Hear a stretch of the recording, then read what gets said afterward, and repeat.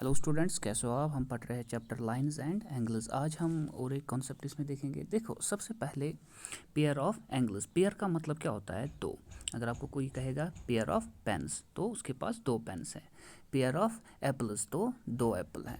तो ये पेयर जो होता है, पेयर में होते हैं दो। अब ये कह रहा है जब दो लाइन्स इंटरसेक्ट होती है एक कॉमन पॉइंट पे, जहाँ पर ये एक दूसरे के साथ मीट होती है, उस पॉइंट को कहते हैं हम पॉइंट ऑफ इंटरसेक्शन। तो ये जो यहाँ बीच वाला पॉइंट है, ये ओ, हम इसको अगर हम डिनोट करेंगे ओ से इसको, तो इसे कहेंगे पॉइंट ऑफ इंटरसेक्शन। तो इन दो लाइन्स में एक कॉमन पॉइंट जो होता है उसी को कहा जाता है पॉइंट ऑफ इंटरसेक्शन। फिर और एक कॉन्सेप्ट इसमें आता है जिसे हम कहते हैं ट्रांसवर्सल।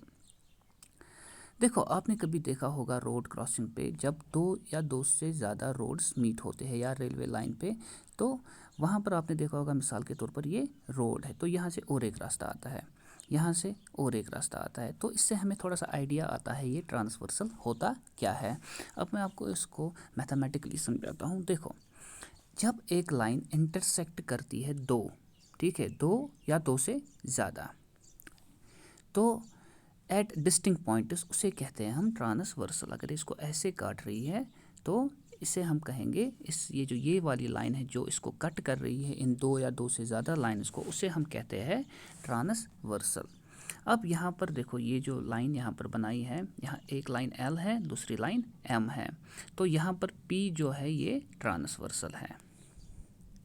तो लाइन पी यहाँ पर देखो, अब जो दूसरी फिगर है उसमें देखो क्या होता है। ये जो P है यहाँ पर, ये लाइन कट कर रही है दो लाइन्स L एंड M को, लेकिन ये ट्रांसवर्सल नहीं है क्योंकि ये एक ही जगह इनको कट कर रही है, एक ही कॉमन पॉइंट्स पे। लेकिन यहाँ पर क्या कर रही है P, दो जगह कट, ठीक है। तो ये डिस्टिंक्ट पॉइंट्स पे इन दोनों को कट कर रही है, इसीलिए हम इसको ट्रांसवर्सल कहते हैं। यहाँ पर हम इसको ट्रांसवर्सल नहीं कहेंगे। अब है एंगल्स, क्या क्या बनाता है ये ट्रांसवर्सल। अब देखो, यहाँ पर लाइन्स एल और एम है और ट्रांसवर्सल ये पी है। तो यहाँ पर आप हमेशा याद रखोगे, जब दो लाइन्स को एक ट्रांसवर्सल कट करता है तो वहाँ पर 8 एंगल्स बनते हैं। ये 1 2 3 4 5 6 7 8। अब कौन कौन एंगल किसके इक्वल होता है, किसके अनइक्वल होता है, वो हम आगे देखेंगे। फिलहाल आप देखो क्या क्या एंगल्स बनते हैं। सबसे पहले होते हैं इंटीरियर। देखो, इंटीरियर का मतलब क्या होता है, अंदर से। एक्सटीरियर का मतलब क्या होता है, बाहर से। अब यहाँ पर क्या क्या किस्म के एंगल्स बनते हैं। पहले आते हैं इंटीरियर एंगल्स। तो अंदर से कौन कौन से एंगल्स है, 3 4 5 और 6। बाहर से कौन कौन से है, 1 2 7 और 8। जो बाहर से होते हैं उन्हें हम कहते हैं एक्सटीरियर एंगल्स। यहाँ पर इसने मेंशन किया है 1 2 7 और यहाँ पर आप 8 लिखना, ठीक है, एंगल 8। फिर होते हैं इसमें कॉरस्पॉन्डिंग एंगल्स और अल्टरनेट इंटीरियर एंगल्स। वो कैसे इक्वल होते हैं, वो इक्वल होते हैं या अनइक्वल होते हैं, वो हम आगे पढ़ेंगे। फिलहाल आप देखो कॉरस्पॉन्डिंग एंगल्स क्या होते हैं।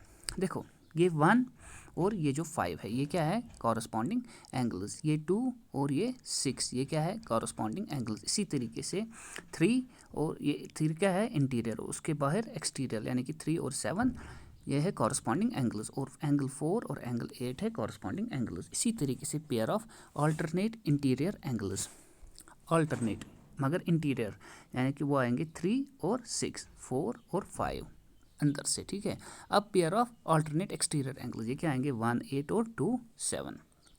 इसी तरीके से pair of interior angles on the same side of transversal. देखो, सेम साइड से कौन सा है, 3 और 5 और मगर इंटीरियर, और 4 और 6।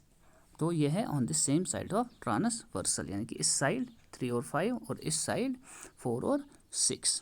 तो ये होते हैं कॉरस्पॉन्डिंग एंगल्स और exterior angles, interior angles, alternate interior angles, alternate exterior angles. तो ये इक्वल होते हैं, अनइक्वल होते हैं, क्या होते हैं, ये हम आगे जाके पढ़ेंगे, ठीक है। फिलहाल आप ये कॉन्सेप्ट्स याद रखना, तो अच्छे से पढ़ना।